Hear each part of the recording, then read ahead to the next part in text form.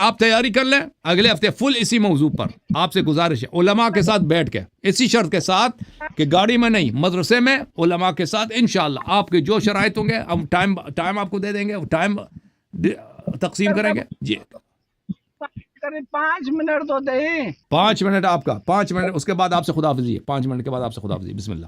اعوذ باللہ من الشیطان الرجیم. بسم اللہ الرحمن الرحیم. اثنین اذ ہما فی الغار اذ یقول لصاحبہ لا تحزن ان اللہ معنا. صدق اللہ العظیم. سورۃ توبہ میں, جس میں مختصر بتاؤں کہ غار والی آیت جس میں شیعہ سنی سب متفق ہیں کہ غار میں حضرت ابوبکر صدیق رسول اللہ صلی اللہ علیہ وسلم کے ساتھ تھے, یعنی ہجرت ابوبکر صدیق قرآن سے ثابت ہے. اب یہ سورت حج کی میں آیت پڑھ رہا ہوں.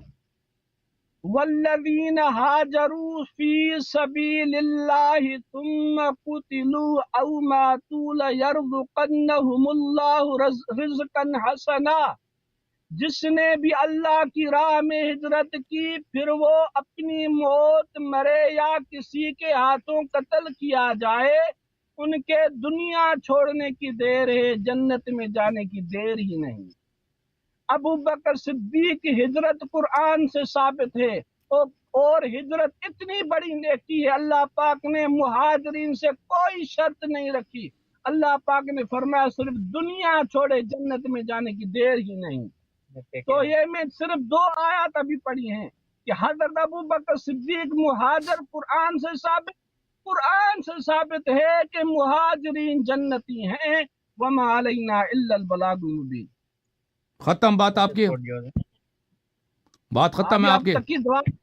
اب میرے محترم, جب آپ اگلے ہفتے آ جائیں تیاری کے ساتھ, تو شرط اسی سے بات ہوئی تھی کہ اگلے نہیں اس طرح نہیں, میں نے آپ سے کہا تھا کہ تیاری کے ساتھ.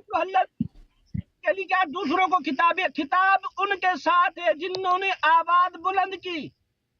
تو جو بھی آپ نے کہا ابو بکر صدیق, میں نے کہا ٹھیک ہے. او بھائی آپ نے مجھ سے 5 منٹ وقت مانگا ہے, میں نے آپ کو 5 منٹ وقت دیا ہے, اور میں نے کہا اگلے ہفتے تیاری کے ساتھ آ جاؤ, گاڑی میں نہ بیٹھو, علماء کے ساتھ بیٹھو, اور پھر نہیں کہنا کہ میرے پاس ابھی حوالہ نہیں ہے. جو بھی موضوع تم چھیڑو گے اس پہ تمہیں آواز نہیں آ رہی. آپ کی آواز کٹ رہی ہے, آپ کی بھائی آواز کٹ رہی ہے, آپ کی آواز نہیں آ رہی. ابو بکر وہ شخص ہے جس کی ہجرت نہیں ہے, جس کی جہاد نہیں ہے, جس کا ہفت عمل ہو چکا ہے, جس کا کوئی خیرات ہی نہیں ہے, کچھ بھی نہیں ہے, علم نہیں ہے, کچھ بھی نہیں ہے. حج الگ تھا, عمرہ الگ تھا, نماز الگ تھی, کیا الگ تھا ان کا. ہاں آپ کہہ رہے ہیں, آپ کی آواز دیکھیں. اب پہلی بات دیکھو میرے محترم بھائی, تم اگلے ہفتے تیاری کے ساتھ آ جاؤ, میں آپ کی باتوں کا جواب دوں گا. ابھی آپ کی آواز بھی کٹ رہی ہے, آواز مجھے نہیں سنائی دے رہی ہے.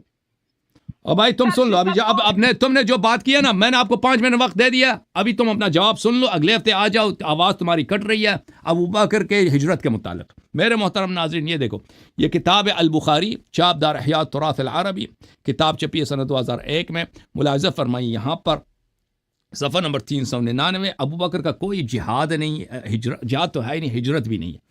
یہ کہہ رہے ہیں ہجرت اس کا قرآن سے ثابت ہے. بالکل ہجرت نہیں ہے. اس نے اپنا ہجرت باطل کر دیا تھا, کیونکہ اس نے ہجرت کے بعد تعرب اختیار کیا ہے. ملاحظہ فرمائیے یہاں پر حدیث نمبر 2297, یہ حدیث بھی عائشہ سے روایت ہے. وہاں پر حدیث نمبر 2297 کہ جب مکے میں مسلمانوں پہ سختی ہو گئی, ابو بکر نکل گئے حبشہ کی طرف. خرج ابو بکر مہاجرن قبل الحبشہ, ابو بکر حبشہ کی طرف ہجرت کر نکل گئے. حتی اذا بلغ برک الغماد لقیہ ابن الدغنہ, جب برک العماد کے علاقے میں پہنچے ابن دغنہ سے ملاقات ہو گئی, اور وہ مشرکین میں سے تھا, قارہ قبیلے کا سردار تھا. اس نے کہا ابو بکر سے کہا کہاں جا رہے ہو؟ اس نے ابو بکر سے کہا کہ میں جا رہا ہوں مکے سے ہجرت کے لیے. اس نے کہا کہ تو نہ جا, وَأَنَا لَكَ جَارٌ, میں آپ کو پناہ دیتا ہوں. فَأَرْجِعْ فَأَعْبُدْ رَبَّكَ بِبِلَادِكَ, اور آ جاؤ واپس مکے میں. اور اس کے ساتھ وہ واپس مکے میں آ گیا, اور مشرکین نے فَأَنْفَذَتْ قُرَيْشُ جَوَارَ ابن الدغنہ وَآمَنُوا أَبَا بَكْرَ, قریش نے ابن الدغنہ نے جو اس کو پناہ دیا تھا, اس کے پناہ کو سرکاری طور پہ قبول کیا, اور قریش نے ابو بکر کو کیا دیا؟ ابو بکر کو پناہ دی. تو پتہ یہ چلا میرے محترم ناظرین کہ ابو بکر پہلے ہجرت کے لیے نکل چکا ہے, اور وہ واپس مکے آیا ہے, اور کفار کے پناہ میں رہ رہا تھا. تو یہ محترم ناظرین, اب جو شخص ہجرت اب جس کی ہجرت یہ ہے کیا ہے، اس نے اپنی ہجرت باطل کر دی ہے، ہجرت چھوڑ کے واپس کفار کے پناہ میں چلا گیا، جیسے جس وقت رسول پاک صلی اللہ علیہ وآلہ وسلم سختی کی حالت میں یہ کفار کے پناہ میں تھا۔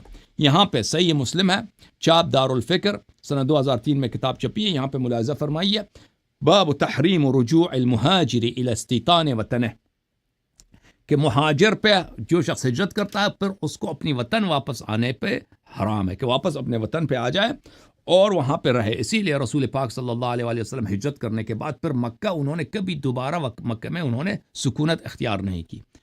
امیر المؤمنین علیہ السلام نے نہیں کیا ان لوگوں نے، کیونکہ یہ حرام ہے۔ یہ کتاب شرح مسلم للقاضی عیاض، جلد نمبر 6 صفحہ نمبر 273، اجمعت الامہ علی تحریم ترک المہاجر ہجرتہ ورجوعه الى وطنه وان ارتداد المہاجرین من الکبائر۔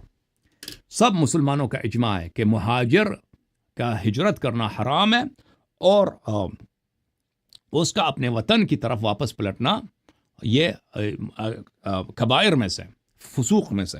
اچھا، اسی طرح کتاب صحیح مسلم نووی صاحب کی جو ہے جلد نمبر 7 چاپ دار الفکر، یہاں پر ملاحظہ فرمائیے، وہ بھی یہ کہتے ہیں کہ پوری امت کا اجماع ہے، پوری امت کا اس مسئلے پہ اجماع ہے، کس مسئلے پر؟